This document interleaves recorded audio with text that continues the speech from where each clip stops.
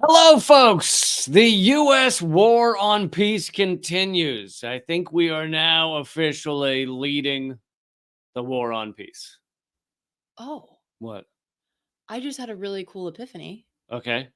You know how in the war on drugs, the drugs won, war on terror won. Maybe. Maybe peace could win. Yeah. Yeah.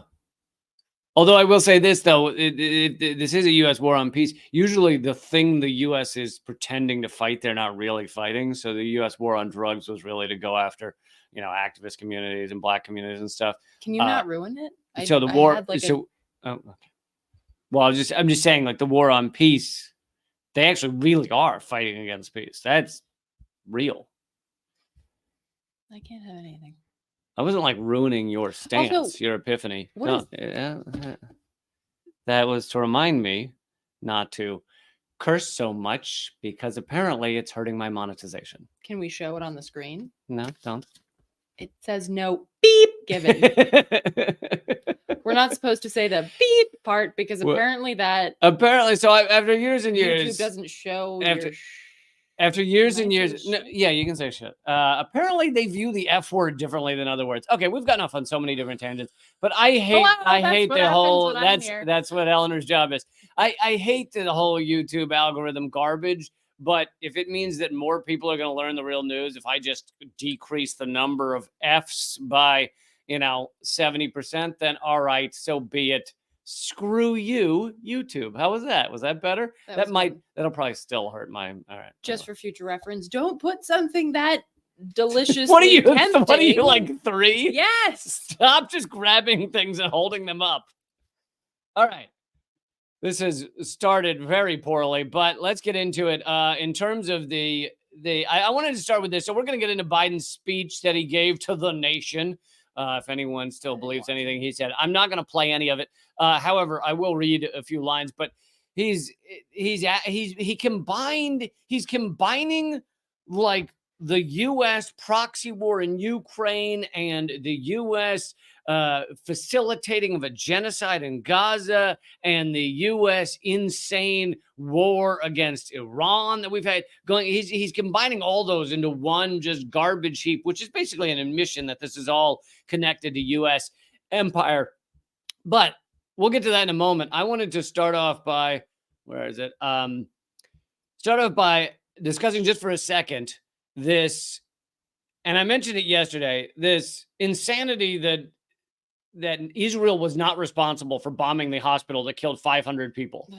A, of course they were. B, as I said yesterday, they're committing war crimes after war crimes after war crimes. So what is one more? Like, oh, no, we didn't do that one. We did all the others. But even beyond that, this has come out. This is from the French press. Apparently, the imagery that's been shown by many as proof of the rocket that was fired by Hamas, supposedly, that then accidentally circled back and hit a hospital in a way that Hamas is not even capable of. This is French press is revealing that this video has been around since 2022. This is not actually the video of a rocket being fired by Hamas and then circling back and hitting the hospital. I do wonder how many. Sorry. That's just Lee's thing.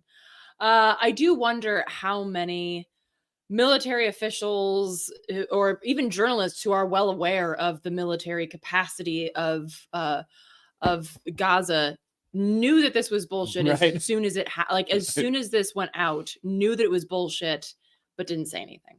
Like immediately. Because not only would it be insane for Hamas to do this intentionally or unintentionally, but they don't even have the capability to bomb a hospital and kill 500 people. Like that is. Also, why the hell wouldn't you? That's one of the only places that you can take people that are being genocided by Israel. Why would you then bomb that? That's so fucking. I mean, that's the other thing is that. When I was speaking to Nora Barrows Friedman, which I know that she was on your live stream as well, one of the things that she said, that there's no, like, people's brains turn to marshmallows, and there's no thinking about like the tactics of these choices that are supposedly done by Hamas, like the idea of beheading a bunch of children, which has now been debunked thoroughly. But the idea, like, her point was like, what the fuck? What? See, I caught myself. Why the hell? Why would they do that? Like, what would that tactically do? And of course, the point is nothing. But that makes them sound just so evil, that they're that bad, they're that evil, that they're willing to do something that is totally tactically pointless. Right. But of course, in reality, that's not it. Like, that's not the case. And so the question then has to be asked, like, okay, what would this do for them? What would bombing a hospital, kind of like with the Nord Stream, right? Like, what would it do for Russia to blow up their own pipeline? Their own Like, billion-dollar pipeline. what would that do for you? Nothing. But like, nobody asks the next fucking question. Like, I wonder, that seems like a very self-damaging choice. Nobody goes that far. Yeah.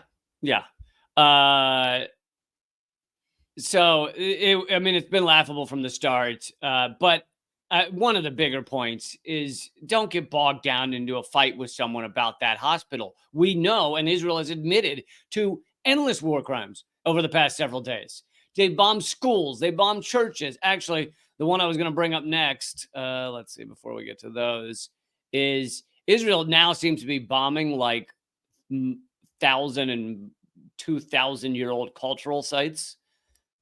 Which is what you do in a war or an atrocity like this when you're trying to just like harm the culture of the people. You're not just going after human beings. And as Alan McLeod says, after destroying a 1,600-year-old church last night, Israel also leveled a 1,400-year-old great mosque of Gaza. Here are some of the images. I think this also highlights an important point. Like, the hospital was a Christian hospital that was bombed. Israel bombed a church. I think this is also important to note that we oftentimes don't talk about Palestinian Christians or Christians living in what is now called Israel, but there are a lot of them, because guess what? It's their quote unquote holy land as well. And they've lived there for a long time as well. And so that conversation gets lost a lot. But Christians, and because that's part of the by design, right? They want you to think this is, Judaism versus the evil Islam, and that it's therefore a religious war, and the Jews are trying to protect our religion. But that's of course BS. And events like this are further proof of that, right? Israel is leveling shit regardless of whether it's Christian or Muslim. Like Lee said, that they want to destroy cultures, and that cultural aspect is Palestinian, and it's about erasing the idea that there ever was something before the land of Israel, which, by the way, is younger than my father. Think about that for a second. And he's not like 100, like he's doing fine. So the idea is to erase that history, a lot like what has happened in this country, with the idea that like no one was here before Puritans came and with their buckles on their hats, and right. It's this idea Columbus discovered this area, right?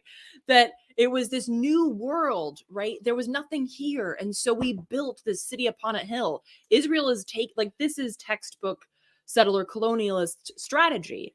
And so this is what they're attempting to do with these actions. And I mean, what's also funny, just one final point here, what's also funny in a really dark and morbid, sick way, is that you're also erasing Jewish history and culture by doing this. Because as we know, Jews have lived in the land that was until recently called Palestine for generations, right? I mean, Jews have been around 6,000 years, and they've been Jews have been a part of that area for that time. We've also been everywhere else because we move. But we got these two legs two legs that we like. But so you're actually destroying your own history and your own culture, a culture that has always existed amongst other cultures. And so I think that that's also something that necessarily gets lost, because it doesn't fit into these perfect binary systems of good versus evil and Jews versus Muslims and light versus dark. In reality, there is no binary like that. And again, those images really show that. And you just made a perfect segue to the next point. But before I mention that one, I want to say that the church I mentioned they bombed, that Alan McLeod also mentioned, is the third oldest church in the world. So Israel has bombed, destroyed the third oldest church in existence.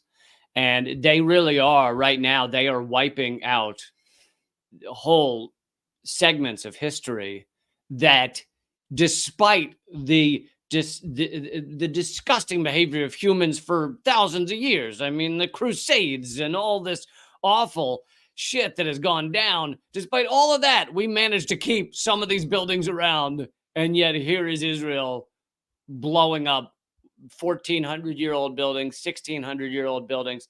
It really is unbelievable. But the great segue I wanted to get to was that you're mentioning how these religions are connected and things like that, and there's no binary. And there's a great point to be made about who exactly are Zionists, because it's not just Jews. And you and Mostly not. And that's what I'm going to let you lead with that in a second. But you and I have talked a lot about how Zionism is not Judaism, and there are many Jews like you and me who are not Zionist and don't support Israel's apartheid state. But it's useful to the propaganda to conflate the two, because it allows for Zionists, those who believe that Israel should be able to do whatever the fuck they want. It allows for, well, we said the show with you is going to be the control, so we're going to see if that one does worse because of the, anyway. So I should say fuck more often. I wouldn't do it more often. Okay. That ruins the experiment. So I don't remember what I was saying. Oh, the Zionism thing. It's useful for the propaganda for them to conflate the two, because then any criticism of Zionism is anti-Semitic if you act like Judaism and Zionism are the same thing. Did you say Judaism? No, I said Judaism. Oh, I do I lose the D a little, don't I? I like Judaism. I like that. Jewish. Like it becomes a chewy kind of word. I like it. Chewy or Jewy? All right. So go ahead with your point you were about to make. So I follow this account on Instagram, which I highly recommend to people because they're wonderful. It's called Jewitches. And which is not a sandwich made of Jews. No, it's all spooky and we cast spells on people. So it's basically like Jewish mysticism. So they posted something about Christian Zionism the other day, and they linked to this study. And it was a study done at the Queen's University, Belfast, that found that Christian Zionists outnumbered Jews like astronomically. So in the United States alone, just in this country, there are 30 million Christian Zionists estimated. The highest 30 million Christians who say that, right. Like as in not Jews. There should be a Jewish state of Israel and it should largely be able to do whatever the hell it wants. Right. The highest global estimate of Jews is 16.1 million. So there are more. That's like double just in the United States. And I wanted to just share a couple of notes from this study, which Leah has up on the screen right now. Wait, can I just say this louder though for 1 second? Sure, go ahead. Just in the United States, there are double the number of Christian Zionists than there are Jews in the world. And not all Jews are Zionists. So that means there's probably not triple, not quadruple, I don't know, like 10 times as many Christian Zionists just in the United States than there are Jewish Zionists, which makes Israel really a more of a Christian supported system than it is Jewish supported. And the funny thing about Christian Zionists is that they're anti-Semites. Yes. Wait, it gets better. So the establishment of the State of Israel in 1948 was viewed by Christian Zionists as being the historical event of greatest importance in heralding the fulfillment of biblical prophecy. Christian Zionism holds that the return of Christ will be heralded by the rapture, in which true believers will be taken to meet Jesus. However, the rapture will be preceded by the return of Jews to the Holy Land, and the conversion of Jews to Christian belief. And if they don't convert, so that's why they're going to burn. So that's why they support Zionism. It's not because they just are really nice people and they think the Jews should have their own little place. It's not. That's not it. It's because they believe the Jews have to be there to either convert or go to hell and burn for eternity. Which is funny because they want this to happen so they can meet that Jewish guy Jesus. Anyway, so he was a pretty rockin' Jew. He was. Jews are seen by Christian Zionists as the chosen people of earth and are therefore to be unwaveringly supported as God's army soldiering toward the apocalypse. But the Christians are the chosen people of heaven. So the Jews are the army that's marching towards the apocalypse. They're the cannon fodder. We're the cannon fodder. We're the cannon fodder. To ensure that the Christians can get to heaven and unscathed. Yeah. Christian Zionists have actively lobbied for both the return of Jews to modern-day Israel and for an end to the existence of territories administered by the Palestinian Authority. They oppose the peace process because they oppose a division of Jerusalem or of Israel. And now think about who runs our country. Right. Christians, right? Christian Zionist. Was it not Biden who said you don't have to be a Jew to be a Zionist? I'm not, and I'm a Zionist. So is it that's what Biden said. Right. So is it any wonder that with these perspectives, they're blocking a peace process? So basically the Christian Zionists, and this is my final point, upholds that the Jews are the people who fail to recognize and accept the true Messiah and have thus deprived themselves of both eternal life and sound moral guidelines. Sound moral guidelines. So these Christian Zionists legit think that Jews are not only cannon fodder for the apocalypse, but have no sound moral guidelines. And yet they support the entity of apartheid Israel for totally selfish reasons to get them to meet Jesus. I'm not even fucking kidding. So their support of Israel, all this, we support Israel unequivocally and stuff, all that stuff is based on anti-Semitism and based on religious nuttery. Yeah. Those are the two things that underline their endless support of Israel. I mean, how insane is that? So you know how this is something that we've talked about in like mutual aid groups and things like that, like the importance of looking at who's on your side, so to speak, to determine whether you've fucked up and gone down the wrong street, down the wrong path. Because sometimes you'll be working on something and you get so tunnel vision, and then you realize, am I working with people that have an inherent disagreement about whether trans people are human or what have you? Like, it's just a good practice to get in the habit of like looking at who's on your side. I feel like this is one of those moments, if the people on your side are people who literally think that you don't have any moral guidelines, thereby probably not even a soul, maybe you should reflect, reconsider your path. Yeah. Reflecting. And also the number one, some of the biggest donors to the Israeli political system, which you and I both know is run by far right lunatics. The people donating to make sure those lunatics stay in power. Some of the biggest ones are American evangelicals. It is evangelical Christians they want to keep those crazy right wingers in power in Israel. This report notes Pat Robertson, Tim LaHaye, Jerry Falwell, like people that if you've heard of them, you're like, yeah, like the worst kind, like just. And these are the people that are like, yeah, 100% for Israel because I want to meet Jesus.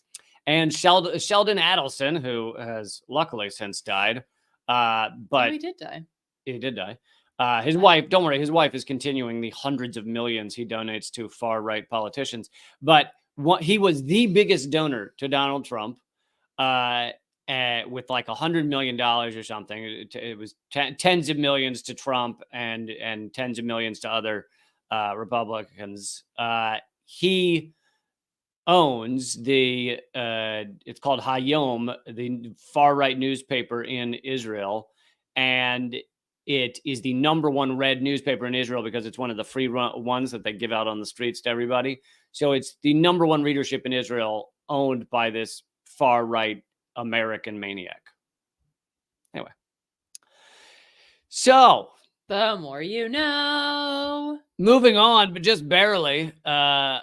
We'll get to Joe Biden's insanity in a second, but these are the massive protests that are happening. I mean, I've shown you video of massive protests happening around the world, but this is from Egypt, where the border crossing is, that they are not allowing all this aid through. And this is the people demanding the gates be open. Israeli protesters.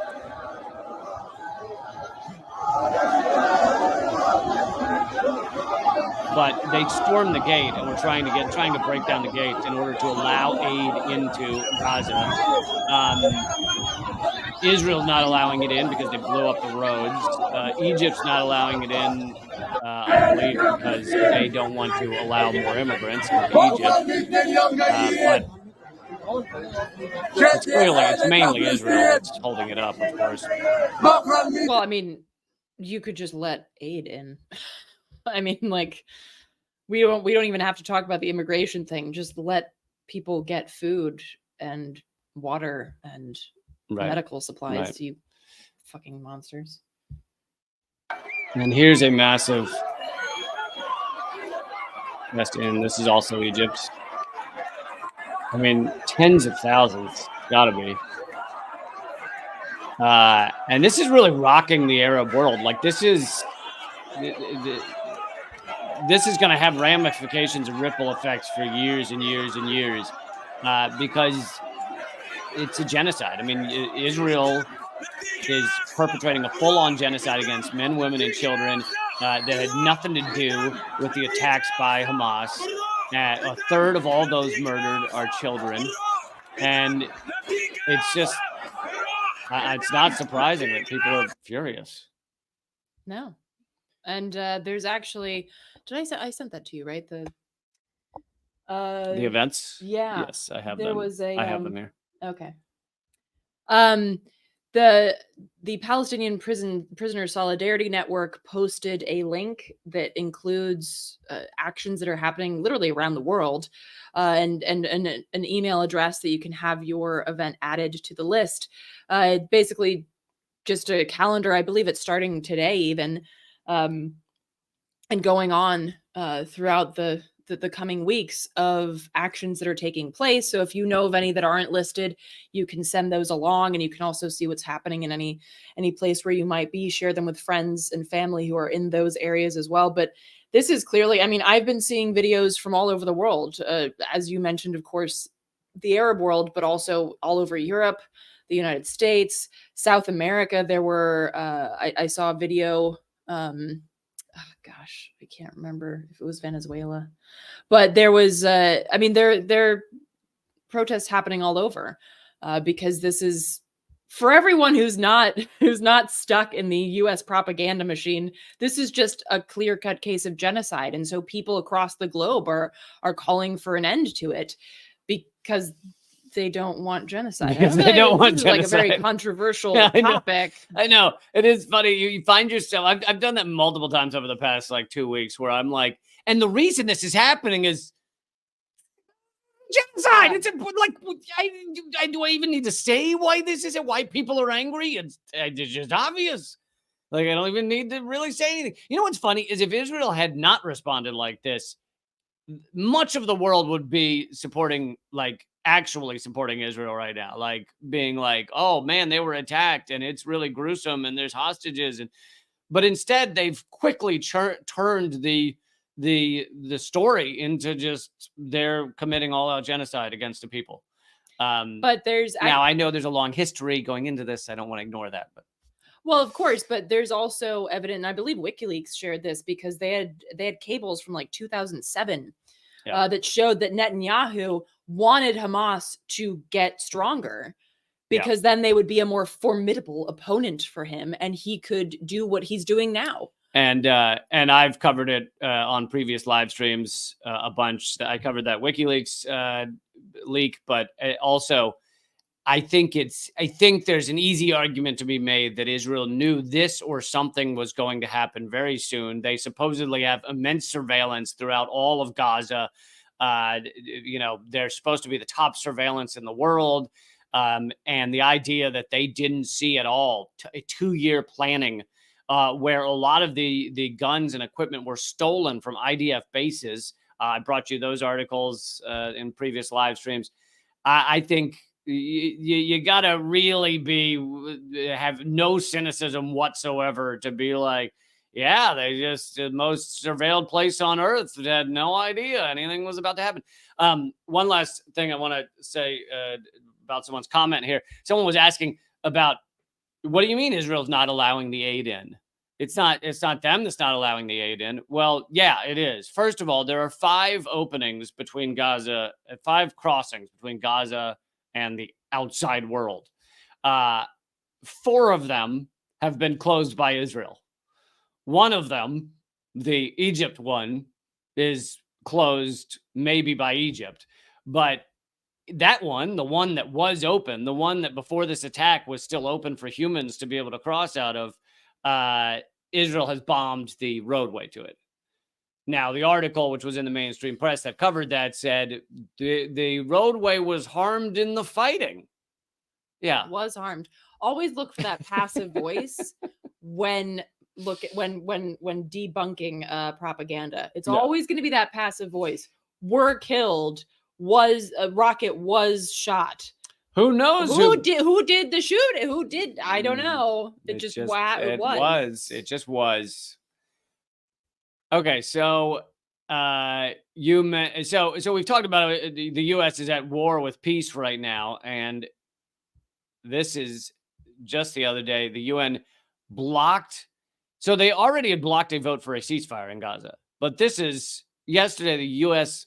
blocked, or 2 days ago, blocked a call for humanitarian pause. Like, just a humanitarian pause. Exactly what the hell does that mean? The U.S. blocked, meaning pause? It means Israel would stop bombing. It's a ceasefire. It's a ceasefire. Yeah. Okay. For a moment. It's not even a ceasefire, because a ceasefire would be. Yeah, like we technically still only have a ceasefire with North Korea. Like we never signed a peace. Right. A ceasefire is a longer, more long-term I'm thing. just wondering where at least how you long get a together. pause is. Well, I assume it's in the details, but where at least you get together. A ceasefire is at least like, oh, we might have talks during the ceasefire. Whereas a humanitarian pause is basically like, you stop bombing for a day. Let us get out all the, children we can and get some water in there. And then you go to town again. Like, even that, the U.S. blocked. Just a humanitarian pause. I mean, are we shocked? I find it repulsive. Absolutely. Never lose your ability to be disgusted. But they had was that different from the other UN vote for a ceasefire? Yeah. So they keep having votes. See, this is the other thing that I find interesting about the UN. How powerful it is. It's just like everyone just listens to it. It's like you spend so much time having these votes when you know full fucking well that you can't make the US do anything. You can't make Israel do anything. So you're just like, I just like to say that I voted on this day. I voted for the thing, and it's like, but it doesn't mean anything. The UN voted 9-1 to wag a finger at Israel like this. It's like don't get me wrong, like there's important, like when people talk about torture program, like it's good reporting and studies that come out of the UN. They're also terrible in a lot of ways, but it's like what the fuck is this? It's all performative. I mean, it means nothing, because even if the US voted for a humanitarian pause, it'd be like, okay, the US voted for a humanitarian pause, and like there's nothing. Which is also why I find it kind of funny that they don't, because the US could just make it look like they give a shit not have to do anything, which is what especially the Democrats excel at. So my question is, why not just do this to make yourself look good? I think the U.S. covers up a lot of what it does, but I think if they were to vote for a humanitarian pause, whatever that is, and then go behind closed doors to Israel and say, yeah, don't do it, I think that would probably come out that they were blocking it behind closed doors. So I think if they voted for this, then it probably would happen, because where the U.S. goes, the other nations go that are voting with them. But well, I don't know. I think even not to say if the U.S. pulled funding, but if the U.S. started to wag a finger at Israel, I don't know that it would matter, because Israel is so rabid. Like, it is.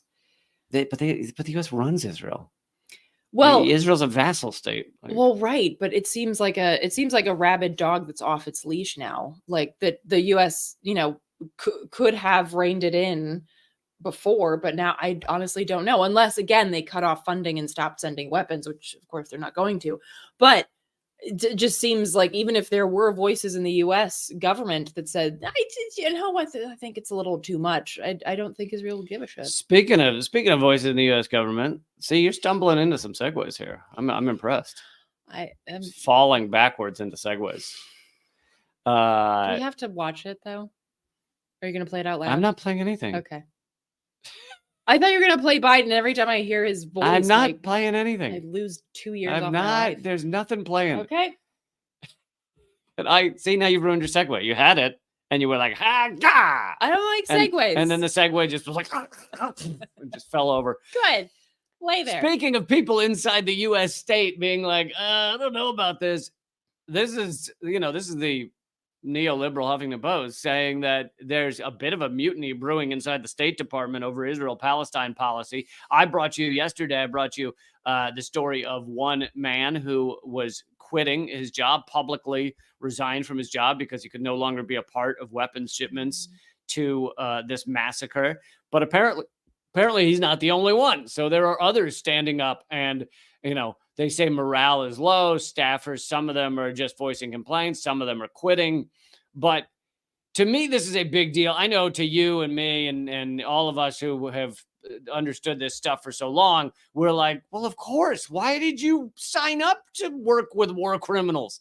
But for them, it's surprising that it's getting to this step, that even the people who signed up to be war criminals for the American empire are like, a little bit too much. Well, and I think, to quote Malcolm X, there was a time when you didn't know what you know now. And I think that it's important that people have these revelation, and maybe revelation is a bit too strong of a word, but these shifts, right? I was recently just speaking to both Matthew Ho and John Kiriakou. Matthew Ho did 3 tours with the U.S. Marines. He was a Marine Corps captain and also worked for the State Department in Afghanistan. John Kiriakou worked for the CIA and went on to blow the whistle on the CIA torture program. And Matthew Ho left and became a objector. Right. A very strong, and is like an incredibly strong voice inside the peace movement. We need these people, and these people are oftentimes starting or continuing careers inside the machine, inside the system. And these people will then be able to inspire others to do the same. I'm also thinking of Mike Preisner, who has a podcast called Eyes Left, and has also said many times that he's made himself available to other folks that are in the military and want to talk about these conflicted feelings that they have. Because I get it. I can't talk about it. Lee can't talk about it because we've never been in the military. So we can't speak to what that feels like. You need these people to be able to reach out to people who know what that feels like, right? So I think that these things are super important, and I hope that somebody reads this article that's working in the State Department or the whatever department, the Department of Justice, what I don't know, and reads this and goes, "Oh, I'm not alone." Yeah. Like, there are other people that have these thoughts that can't talk about it out loud at work. That's really important. This is how those dominoes fall, and so I think. Yeah, this isn't like, oh yeah, the revolution. No, but it's like these shifts in paradigm are super important, particularly when they happen at the levels of the State Department. Well said.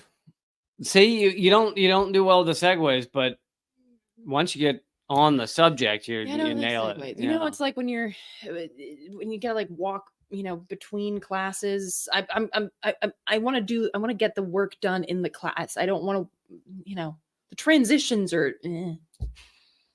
I'm not sure what just happened, but okay. So, all right, let's get to, and like I said, I'm not going to play it. Just relax. Let's get to the garbage that Biden spewed in his address to the nation, where where it's interesting because it's basically an admission that what the atrocities and the genocide that's going on, being perpetrated by Israel right now, is connected to all of the U.S. empire's war games. It's basically an admission of that. I mean, I don't think he realized that was his admission when they put together the speech. They wanted to lump them all together so that they could get more money to send in aid. You know what aid really is. So the White House, in the speech, he's asking for $106 billion more dollars to send to Ukraine and Israel's wars. Does the president even have to ask Congress for money anymore? Like, because none of the wars go through Congress anymore. So, like, why did the fuck does he even have to ask Congress? I don't understand all the nitty gritty. Apparently, Congress has the purse strings, so technically Congress can stop the money from going, and that's actually what caused these were simpler times, the Iran-Contra affair under Reagan, when Reagan wanted money to fight Iran, and he wanted money to fund the Contras and so he sold arms to Iran. Is that what it was? Either way, it was selling arms so that he could secretly get the money to give to another area. It's like a military bake sale. Yes, behind closed doors in an alley. You got a coat and you open it up and you go, I got pumpkin bread. It's like that. But so the Congress is supposed to have the purse strings. Now, Congress also is supposed to declare war, which they never do anymore. They haven't done it since Vietnam. There is no declaration of war, but they still have to approve the money that goes to these things. Now, there are some ways around it, not just the Iran-Contra affair, but also when we say that $30 billion has gone to Ukraine, largely in weaponry, etc., we're leaving out, and the mainstream media is leaving out, billions in weaponry that has been reallotted from the war in Afghanistan. So without the approval of Congress, the Pentagon and the president can take stuff from one war zone and send it over to Ukraine. It's kind of like the 1033 program, but for Israel. But for Israel instead of, for police. The 1033 program, for those of you who don't know, was an Obama program that allowed, not Obama started program, before Obama, but he there was a lot of talk during Obama. He re-upped it when a lot of people were thinking that he wasn't going to, and the only thing he took out of there was bayonets. I'm not kidding. It was 6 things, but bayonets was one of them. So the 1033 program is a program that funnels military-grade weaponry to police departments. If you were ever wondering why our police are so militarized and have MRAPs, it's because they literally just got that. If you ever see what looks like a tank rolling down your small town roads and you go, what the hell is that? That's the 1033 program. So this is like the 1033 program, but instead of sending it to police departments, you send it to Israel, which, this is getting into an interesting cycle, which then Israel might share back with us through the deadly exchange, where the IDF trains our police departments to be more deadly and more racist and more fascist. It's true. That's called circle jerk. I like mine better. Circle jerk of death? Can you get that in there? That's a visual. They are jerks. Yeah. Well, let's workshop that one. Okay. If you want to join us for our workshops, those are Saturdays no, I'm kidding. But it's mostly me just saying no. So anyway, now that we've talked about all that money reallotment and all that shit, he actually does have to ask Congress for the $100 billion. So he is now asking for $106 billion, and he has lumped together the U.S. imperial project of the proxy war in Ukraine with the U.S. imperial project of Israel, and he has lumped those together into give us all this money so that we can then money launder it and give it to the wealthiest people in the world at Raytheon and Lockheed Martin, etc. But this and also to go to even a deeper level, this is how the US economy works in many ways. Loads of money, trillions of dollars is funneled through this giant money laundering scheme called the Pentagon. And they funnel it through there, and then it gets shipped back to lobbyists, to Raytheon, to Lockheed Martin, to all of these military contractors, etc. And all that money is pumped back into the economy, mainly rich people. And it's all printed by the Federal Reserve. It doesn't actually, like, we don't actually have to worry about just endlessly printing money. Anyway, that was a bit of a tangent. But so here's Biden asking for $106 billion more. I don't even know what while we 106 drink billion. lead water. Well, we have bridges collapsing in this country. Well, we have 1 million homeless people that they don't know how to deal with, other than to pass laws saying you can beat up the homeless people.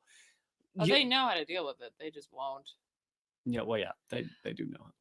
Yeah, can you imagine a president standing up in front of Congress and demanding $106 billion for, I don't know, children? Like, I know. Could you imagine if he was like, early learning, to make sure that kids are fed, none Right. of this, like, you owe school lunch debt bullshit. Like, imagine if he just that. demanded it. If he was just like, we need this money, $100 billion And here's the for thing. poor kids. When you try to imagine it and your brain goes, ha, that right there is all you need to know about the structure of our system. When even your brain is like, that's hilariously ridiculous because it would never happen. Yeah. So I'm going to read a few bits of Biden's remarks to the nation so that you don't have to hear his voice. And I want to get your reaction, you know? Oh, Jesus. Do you have I want to get Eleanor's reaction. Do you have a spit bucket? I can throw up in your shoes. He says more than 13, I'm skipping the beginning. He says more than 1,300 people slaughtered in Israel, including at least 32 American citizens. Scores of innocents. There it is. Scores of innocents, from infants to the elderly, grandparents, Israelis, Americans taken hostage. As I told the families of Americans being held captive by Hamas, we're pursuing every avenue to bring their loved ones home. As president, there is no higher priority for me than the safety of Americans held hostage. So it sounds like a lot of harm has been done to Israel. Has any harm been done to Palestine or Gaza? Or well, and also because I think it was just Israel, right? It was just Israel that's been harmed. I mean, I think it was somebody other than Biden who said America first. I don't know. Maybe make America great again for America first. Was that Biden?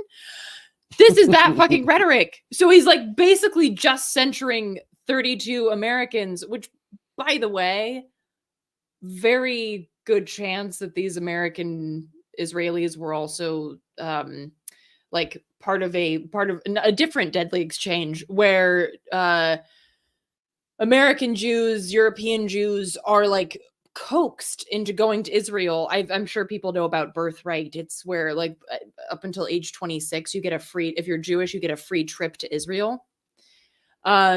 Basically so that they can try to propagandize you and force you to like come live on the land and become a settler colonial.